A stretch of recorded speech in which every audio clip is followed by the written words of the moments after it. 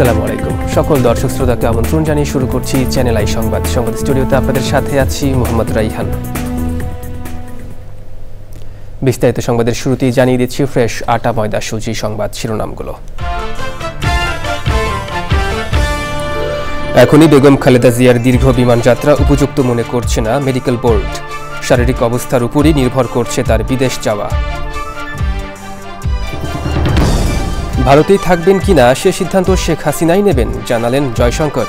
বাংলাদেশে একটি বিশ্বাসযোগ্য গণতান্ত্রিক প্রক্রিয়া দেখতে চায় দিল্লি। বাংলাদেশের সাথে সম্পর্ক রাখতে চাইলে হাসিনাকে দ্রুত ফেরত দিতে এনসিপির আহ্বান। দণ্ডিত ব্যক্তির ইচ্ছা ভারতের কূটনৈতিক ভাষা হতে পারে না মন্তব্য। এবং 2026 ফুটবল বিশ্বকাপের চূড়ান্ত সূচি প্রকাশ করেছে ফিফা। 11 জুন থেকে বিশ্বের ফুটবল তারকাদের 38 দিনের মাঠের লড়াই হবে যুক্তরাষ্ট্র, কানাডা ও মেক্সিকোতে।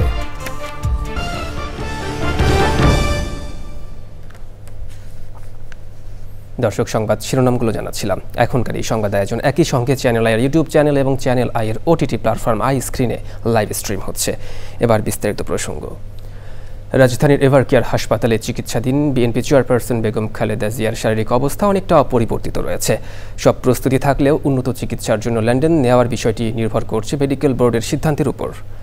দর্শক, বেগম খালেদা জিয়ার শারীরিক অবস্থা এবং তার চিকিৎসা কার্যক্রম সম্পর্কে জানতে সরাসরি যাচ্ছি পরাগ আজিমের কাছে। তিনি আছেন এভারকেয়ার হাসপাতালের সামনে। পরাগ, বেগম খালেদা জিয়ার শারীরিক অবস্থা এবং চিকিৎসা কার্যক্রম সম্পর্কে কি তথ্য আছে আপনার কাছে? ধন্যবাদ রায়হান। রায়হান, আমি এভারকেয়ার হসপিটালের সামনে আছি প্রায় 1.5 ঘন্টা যাবৎ। এর মধ্যে আসলে বেগম খালেদা জিয়ার মেডিকেল বোর্ডের কোনো সদস্য বা কোনো ডক্টর আমাদের সাথে কথা বলেননি, যেহেতু অনেক সকাল। তো আর বিএনপির নেতাদেরও কেউ আসলে আমরা ঢুকতে দেখিনি।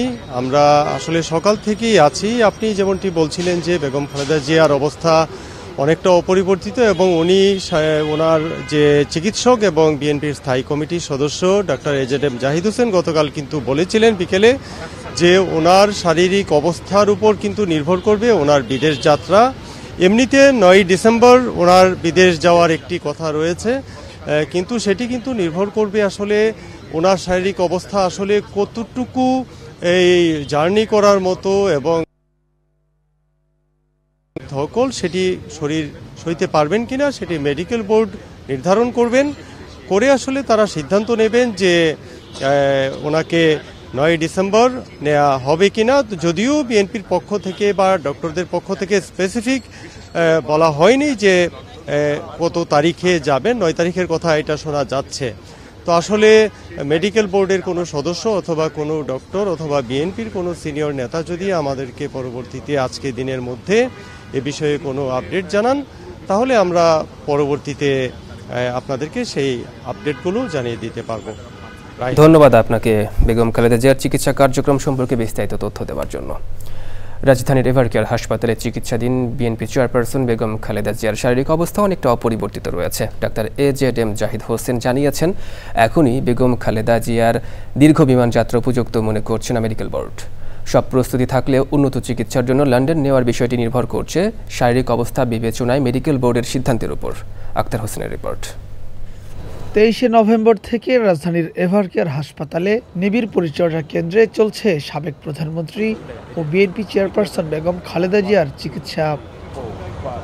বিমানযাত্রায় শারীরিকভাবে সক্ষম না হয় আপাতত দেশেই দেশি বিদেশি বিশেষজ্ঞ চিকিৎসকদের সমন্বয়ে চলছে চিকিৎসা কার্যক্রম। বেগম খালেদা জিয়ার ব্যক্তিগত চিকিৎসক ডাক্তার এজেডএম জাহিদ হোসেন জানান, গত 2 দিনে বিভিন্ন পরীক্ষা নিরীক্ষার রিপোর্ট পর্যালোচনা করে এখনই বিমান যাত্রায় উপযুক্ত মনে করছে না মেডিকেল বোর্ড। জরুরিভাবে মেডিকেল বোর্ডের সভা করে এবং একসাথে বসে সিদ্ধান্ত নিয়েছিল যে ওই মুহূর্তে ওনার ফ্লাই করার সঠিক হবে না। ভবিষ্যতে হয়তো শারীরিক অবস্থাই বলে দিবে যে ওনাকে কখন বিদেশে চিকিৎসার জন্য নিয়ে যাবে। দলীয় চেয়ারপারসনের অসুস্থতায় শনিবার রাতেও হাসপাতালের সামনে উদ্বিগ্ন অপেক্ষায় বিএনপির বহু নেতাকর্মী ও সাধারণ মানুষ। ঘরে থাকতে মন চায় না, ওনার সুস্থতা কামনায় মনটা এখানে আসলে শান্তি লাগে, এই জন্য আইসা খোঁজখবর নিতেছি যে আল্লাহ জানে ওনারা সুস্থ করে। আজ আল্লাহ ওনাকে যেন সুস্থ করে দেয় তাড়াতাড়ি। আল্লাহ সুস্থ দেওয়ার মালিক তো তুমি ছাড়া তো আর কেউ নাই, তুমি আমাদের একমাত্র মাবুদ, তুমি তো সুস্থ করে দিতে পারো। আল্লাহ তুমি ওনাকে সুস্থ করে দাও, ওনাকে তাড়াতাড়ি সুস্থ করে দিলে দেশের উন্নয়ন হবে, দেশের শান্তি প্রতিষ্ঠিত হবে। শনিবারও বেশ কয়েকটি পরীক্ষা নিরীক্ষা করা হয়েছে বেগম জিয়ার। সেগুলোর রিপোর্ট পর্যালোচনা করে পরবর্তী করণীয় নির্ধারণ করবে মেডিকেল বোর্ড। পাশে থেকে পুরো চিকিৎসা তদারক করছেন দুই পুত্রবধূ ডাক্তার জুবাইদা রহমান এবং সৈয়দা শামিলা রহমান। লন্ডন থেকে সমন্বয় করছেন বিএনপির ভারপ্রাপ্ত chairman Tarique Rahman. Akhtar Hossain, channel I, Dhaka. বাংলাদেশের ক্ষমতাচ্যুত প্রধানমন্ত্রী শেখ হাসিনার ভারতীয় অবস্থান পুরোপুরি তার ব্যক্তিগত সিদ্ধান্ত বলে জানিয়েছেন ভারতের পররাষ্ট্রমন্ত্রী এস জয়শঙ্কর। তিনি বলেন, যে পরিস্থিতির মুখে তিনি নিজের দেশ ছাড়তে বাধ্য হয়েছেন সেটি এখন তার ভবিষ্যৎ সিদ্ধান্তকে প্রভাবিত করছে। ভারতীয় সংবাদ মাধ্যম এনডিটিভির প্রতিবেদনে তথ্য প্রকাশিত হয়েছে। গত মাসে আন্তর্জাতিক অপরাধ ট্রাইব্যুনাল শেখ হাসিনাকে মানবতাবিরোধী অপরাধের অভিযোগে মৃত্যুদণ্ডাদেশ দিয়েছেন। বাংলাদেশের নতুন রাজনৈতিক অবস্থায় জয়শঙ্কর বলেন, ভারত তার প্রতিবেশী দেশে একটি বিশ্বাসযোগ্য গণতান্ত্রিক প্রক্রিয়া দেখতে চায়। That's a different issue, isn't it? She came here in a certain circumstance, and I think that circumstance clearly is a factor in what happens to her. But again, that is something in which she has to make up her mind. Sheikh হাসিনার ভারতে থাকা নিয়ে পররাষ্ট্রমন্ত্রী S জয়শঙ্করের মন্তব্য নিয়ে জাতীয় নাগরিক party এনসিপির সদস্য সচিব আক্তার হোসেন বলেছেন, মানবতাবিরোধী অপরাধে দণ্ডিত কোনো ব্যক্তির ইচ্ছায় ভারত কূটনৈতিক ভাষা সাজাতে পারে না। বাংলাদেশের সাথে সম্পর্ক রাখতে চাইলে শেখ হাসিনাকে দ্রুত ফেরত দেওয়ার আহ্বান জানান তিনি। রিয়াজ ইসলামের রিপোর্ট। রাজধানীতে এনসিপির পেশাজীবীদের সংগঠন ন্যাশনাল প্রফেশনাল অ্যালায়েন্সের আত্মপ্রকাশ অনুষ্ঠান। অংশ নেন দলের শীর্ষ নেতারা। কথা বলেন নির্বাচন, জোট ও ভারত প্রসঙ্গে। আমরা কোনো দলের কাছে সিট নেগোসিয়েশনের জন্য যাব না ইনশাআল্লাহ। আমরা নিজেরাই দাঁড়াবো। যে সকল দলের নেতৃবৃন্দ রয়েছেন, আপনাদের মেরুদণ্ড কোনো বড় দলের কাছে বিক্রি করে দিবেন না। ভারতের প্রতি আমরা বলতে চাই, ইলেকশনে কোনো ডিস্টার্ব করবেন না।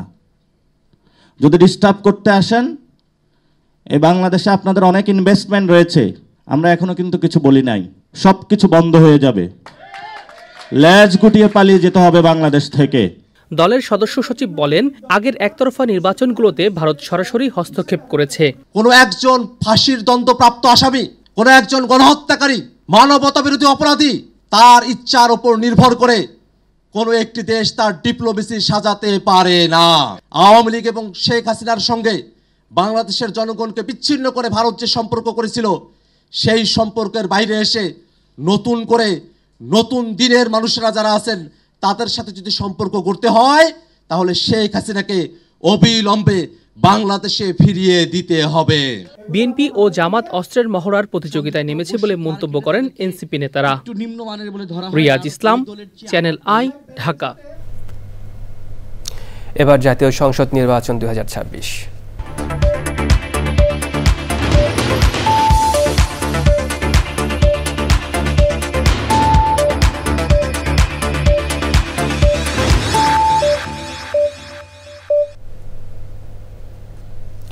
ত্রয়োদশ জাতীয় সংসদ নির্বাচন ও গণভোট আয়োজনে চূড়ান্ত প্রস্তুতির জন্য গুরুত্বপূর্ণ সভায় বসতে যাচ্ছে নির্বাচন কমিশন। সকাল 10:30টায় আগারগাঁওয়ের নির্বাচন ভবনে কমিশনের সভা হবে। জানা গেছে, এ সভায় নির্বাচনের তাফসিল চূড়ান্ত হতে পারে। প্রধান নির্বাচন কমিশনার এএমএম নাসিরউদ্দিনের নেতৃত্বে 4 নির্বাচন কমিশনার ও ইসি সচিব সভায় থাকবেন। প্রথা অনুযায়ী তাফসিল ঘোষণার আগে ইসি রাষ্ট্রপতিকে সার্বিক প্রস্তুতি নিয়ে অবহিত করবে। এ লক্ষ্যে 10 ডিসেম্বর বঙ্গভবনে রাষ্ট্রপতির সঙ্গে সাক্ষাৎ করবেন সিইসি ও কমিশনরা। এরপরই তাফসিল ঘোষণা করা হবে। সভায় তাফসিলের পাশাপাশি সংসদ নির্বাচন ও গণভোটের প্রস্তুতির সর্বশেষ অগ্রগতি পর্যালোচনা, তাফসিল ঘোষণার আগে ও পরে করণীয় নির্ধারণ, পোস্টাল ব্যালট ব্যবস্থাপনা, মাঠ প্রশাসনের সঙ্গে সমন্বয়, মতবিনিময় কার্যক্রম ও গণভোট আয়োজনের প্রস্তুতি এবং লজিস্টিক পরিকল্পনা নিয়েও আলোচনা হওয়ার কথা রয়েছে। এবার অন্যান্য প্রসঙ্গ। 2026 ফুটবল বিশ্বকাপের চূড়ান্ত সূচি প্রকাশ করেছে ফিফা। আগামী বছরের জুন-জুলাইয়ে যুক্তরাষ্ট্র, কানাডা, মেক্সিকোতে বসবে ইতিহাসে প্রথমবারের মতো 48 দল নিয়ে ফিফা ফুটবল বিশ্বকাপের আসর। 11 জুন মেক্সিকো সিটিতে মেগা টুর্নামেন্টের উদ্বোধনী ম্যাচ। আর 19 জুলাই নিউ জার্সিতে ফাইনালের মধ্য দিয়ে পর্দা নামবে 38 দিনের দ্য গ্রেটেস্ট শো অন আর্থের। স্থানীয় তন্ময়ের রিপোর্ট। গ্রুপ পর্বের বিন্যাস ঘোষণার একদিন পরই ওয়াশিংটনে আনুষ্ঠানিকভাবে 2026 বিশ্বকাপ ফুটবলের সূচি প্রকাশ করল ফিফা। 11 জুন স্বাগতিক মেক্সিকোর সাথে সাউথ আফ্রিকার ম্যাচ দিয়ে এই বিশ্বকাপ ফুটবলের যাত্রা শুরু। বর্তমান বিশ্ব চ্যাম্পিয়ন আর্জেন্টিনার বিশ্বকাপ মিশন শুরু 16 জুন। যুক্তরাষ্ট্রের কানসাস সিটিতে যে গ্রুপের ম্যাচে আকাশী নীলদের প্রতিপক্ষ আলজেরিয়া। আই গ্রুপের ম্যাচে একই দিনে সেনেগালের বিপক্ষে মাঠে নামবে গেলবারের runners up France. 13 June group সিতে মরক্কোর সাথে ম্যাচ দিয়ে বিশ্বকাপ অভিযানে নামবে 5 বারের বিশ্ব চ্যাম্পিয়ন ব্রাজিল। আটলান্টায় 15 জুন ফিফা র্যাঙ্কিংয়ের শীর্ষ দল স্পেন মুখোমুখি হবে প্রথমবার বিশ্বকাপের সুযোগ পাওয়া কেপ ভার্দের। ই গ্রুপে জার্মানি নিজেদের প্রথম ম্যাচ খেলবে 14 জুন। হিউস্টনে দলটির প্রতিপক্ষ কুরাসাও। একই দিনে মাঠে এফ গ্রুপে জাপানের বিপক্ষে মাঠে নামবে নেদারল্যান্ডস। 17 জুন বিশ্বকাপের কে গ্রুপে নিজেদের প্রথম ম্যাচ খেলবে পর্তুগাল।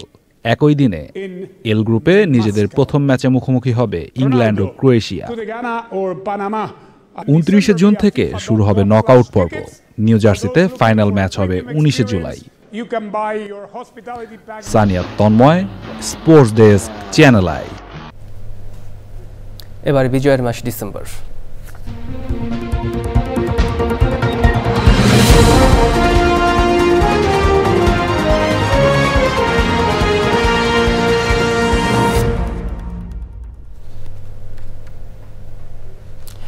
মুক্তিযুদ্ধে অবিস্মরণীয় ভূমিকা রেখেছে সশস্ত্র বাহিনী।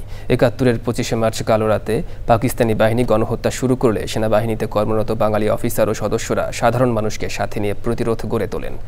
মুক্তিযুদ্ধে সশস্ত্র বাহিনীর প্রতিরোধ ও সাফল্য গাথা নিয়ে ওবায়দুল রশিদের ধারাবাহিক প্রতিবেদনের 3য় পর্ব আজ। 1971-এ ঢাকার খুব কাছেই জয়দেবপুরে ছিল 2য় ইস্ট বেঙ্গল রেজিমেন্টের সদর দফতর। সেকেন্ড ইন কমান্ড ছিলেন মেজর কে এম শফিউল্লাহ। তার বই মুক্তিযুদ্ধে বাংলাদেশ থেকে জানা যায় 26শে মার্চের অনেক আগে থেকেই 2য় ইস্ট বেঙ্গল রেজিমেন্টের বাঙালি সদস্যরা সতর্কতামূলক ব্যবস্থা নিতে থাকেন, যার মধ্যে ছিল জয়দেবপুর রাজবাড়িতে একটি কোম্পানিকে অস্ত্র ও গোলাবারুদ নিয়ে সার্বক্ষণিক সতর্ক অবস্থায় রাখা। আর এক প্লাটুন সৈনিক থাকে রাজবাড়ির বাইরে। 2য় ইস্ট বেঙ্গল রেজিমেন্টের আলফা কোম্পানি ছিল জয়দেবপুরে আর চার্লি কোম্পানি ময়মনসিংহে। মুক্তিযুদ্ধে বাংলাদেশ বই অনুযায়ী জেনারেল টিক্কা খান 2য় ইস্ট বেঙ্গল রেজিমেন্টের বাঙালি সেনাদের দুর্বল করতে কৌশল গ্রহণ করেছিলেন, কিন্তু তা বুঝতে পারেন কে এম শফিউল্লাহ। তার ভাষ্য অনুযায়ী পাকিস্তানিদের ধোঁয়াশায় রেখে তিনি তার কিছু সৈনিক ও অস্ত্র, গোলাবারুদ এবং সামরিক সরঞ্জাম নিয়ে ময়মনসিংহের দিকে রওনা হন। গোপন নির্দেশ দিয়ে পেছনে রেখে যান ডেল্টা, ব্রাভো এবং আলফা কোম্পানির সদস্যদের। কে এম শফিউল্লাহ তার সৈন্যদের নিয়ে ময়মনসিংহে পৌঁছানোর আগেই হানাদার সৈন্যরা বাঙালি সৈন্যদের ওপর আক্রমণ করে। 28 মার্চ দুপুর পর্যন্ত চলা এ যুদ্ধে পরাজিত হয় পাকিস্তানি হানাদার বাহিনী। 2য় ইস্ট বেঙ্গল রেজিমেন্টের সৈন্যদের একটি অংশ মেজর কে এম শফিউল্লাহর সাথে ময়মনসিংহে পৌঁছানোর পর 29 মার্চ বিকেল 4টায় ব্যাটালিয়ন সমাবেশ করে প্রিয় মাতৃভূমিকে শত্রুমুক্ত করার শপথ নেয়। পরবর্তীতে কে এম শফিউল্লাহ ঢাকা আক্রমণের পরিকল্পনা নিলেও মেজর খালেদ মোশাররফের পরামর্শ বার্তায় সে পরিকল্পনা থেকে সরে আসেন। কে এম শফিউল্লাহ তার সাথে থাকা সৈন্যদের একটি বড় অংশ নিয়ে খালেদ মোশাররফের সাথে ব্রাহ্মণবাড়িয়ায় গিয়ে যোগ দেন। বিস্তারিত বর্ণনা রয়েছে কে এম শফিউল্লাহ এবং খালেদ মোশাররফের বইয়ে। Obaidul Rashid, channel I, Dhaka. দর্শক দেখছেন চ্যানেল আই সংবাদ। এবার বিরতি, আর বিরতির পর জানিয়ে ফিরছি।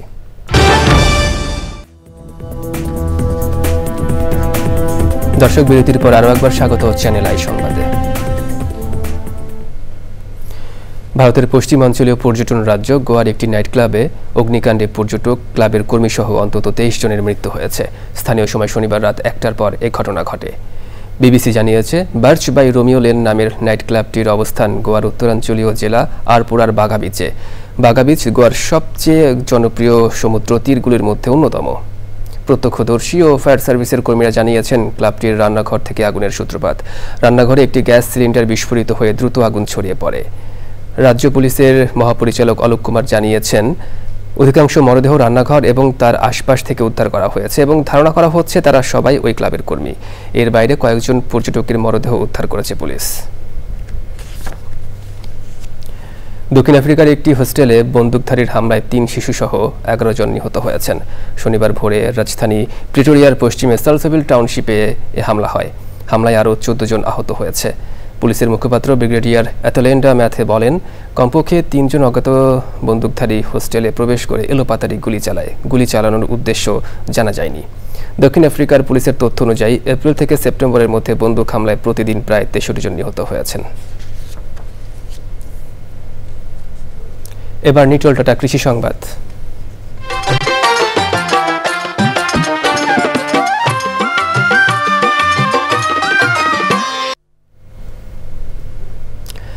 আবহাওয়া অনুকূলে থাকায় এবার নড়াইলে ধানের রেকর্ড পরিমাণ ফলনের আশা করছেন কৃষক। জেলার বিস্তীর্ণ মাঠে শুরু হয়েছে আমন ধান কাটার উৎসব। কোনো প্রাকৃতিক দুর্যোগ না হলে কৃষক নির্বিঘ্নে ঘরে তুলতে পারবে মৌসুমের সোনালী ফসল, বলছে কৃষি বিভাগ। নড়াইল থেকে নন্দিতা বোসের রিপোর্ট। গত কয়েক বছর ধরে আমন ও বড় মৌসুমের প্রাকৃতিক দুর্যোগ, পোকার আক্রমণ সহ নানা কারণে নড়াইলে ধানের উৎপাদন ব্যাহত হচ্ছিল। তবে এবছর আবহাওয়া অনুকূলে থাকায় জেলার বিস্তীর্ণ মাঠে ভালো ফলনের সম্ভাবনা দেখা দিয়েছে। এই বছর ধানের ফলন খুব ভালো হয়েছে। আমনের আবাদ করে আশানুরূপ ফলাফল পেয়েছি। এবার ধান খুব ভালো হয়েছে, অসুবিধা নেই। সার, তারপর তেল, ওষুধ সব ঠিক মতো পাওয়া গেছে, কোনো অসুবিধা হয়নি। তবে বাজারে ন্যায্য মূল্য নিয়ে এখনো শঙ্কায় তারা। ধানের তুলনামূলক দাম কম, বাজার থেকে আমরা সার, ওষুধ, তেল সবই আমরা পাইছি, কিন্তু দাম একটু বেশি।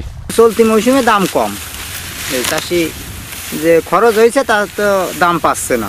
কৃষি বিভাগের নিয়মিত পরামর্শ পাওয়ায় অন্যান্য বছরের তুলনায় ফলন বেশি বলছেন কৃষক। আমাদের কৃষি বিভাগ সবসময় কৃষকদের পাশে ছিল এবং রূপা আমনে আমরা প্রতিটা ব্লকে কর্মপরিকল্পনা করে উন্নত জাতের বীজ কোথা থেকে পাবে সে ব্যাপারে পরামর্শ প্রদান করেছি। পোকামাকড়, রোগবালাই, কৃষি উপকরণ, সার সহ অন্যান্য উপকরণ যেগুলো আছে সেগুলো কৃষকদেরকে দূর করায় সহজে যাতে পৌঁছে যায় সে ব্যাপারে সর্বাত্মক সহযোগিতা আছে। চলতি মৌসুমে নড়াইল জেলায় আমন ধানের আবাদ হয়েছে ৪৩,৪৫৫ হেক্টর জমিতে, যা লক্ষ্যমাত্রার চেয়ে ৫ হেক্টর বেশি। নড়াইল থেকে নন্দিতা বোস, চ্যানেল আই। এবার প্রকৃতি সংবাদ।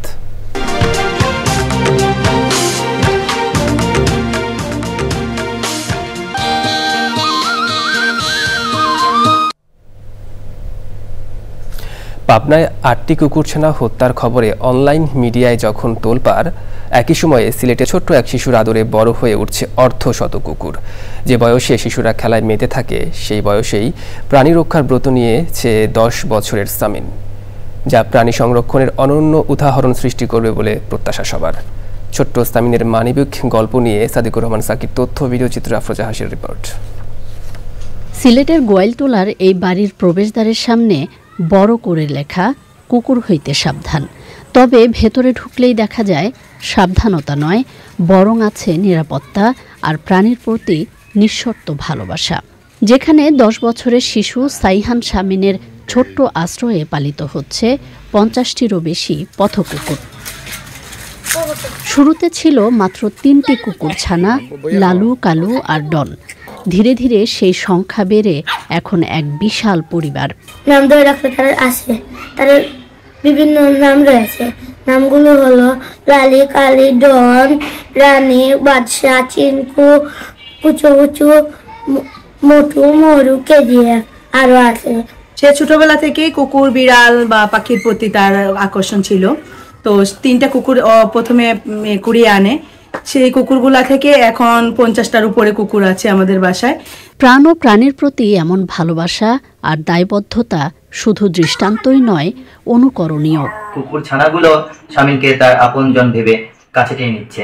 এটা আসলে একটি ডিফারেন্ট ঘটনা। এখান থেকে অনেক কিছু আসলে শেখার রয়েছে। সাবিনের এই পশুর প্রতি যে ভালোবাসাটা, যে টানটা আসলে আমাদের প্রতিটি মানুষেরই এমন হওয়া উচিত। সামাজিক যোগাযোগ মাধ্যম ও মিডিয়ায় যখন নানাভাবে কুকুরসহ প্রাণী নিধনের খবর দেখা যায়, তার বিপরীতে সিলেটে পথকুকুরদের সাথে শিশু সামিনের সখ্যতা বার্তা দেয় শান্তি, সমৃদ্ধি ও সহাবস্থানের ধরিত্রীর। আফরোজা হাসি, প্রকৃতি ও জীবন ডেস্ক, চ্যানেল আই। এবার খেলার খবর।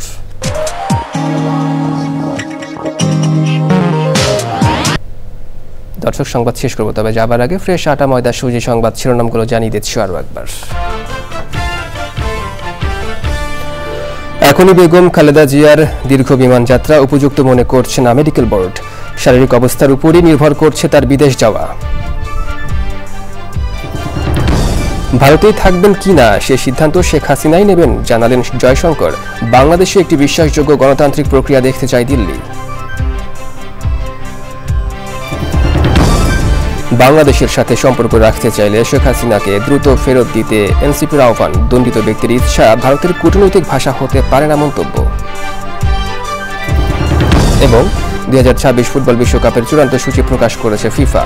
11 জুন থেকে বিশ্বের ফুটবল তারকাদের 38 দিনের মাঠের লড়াই হবে যুক্তরাষ্ট্র, কানাডা ও মেক্সিকোতে।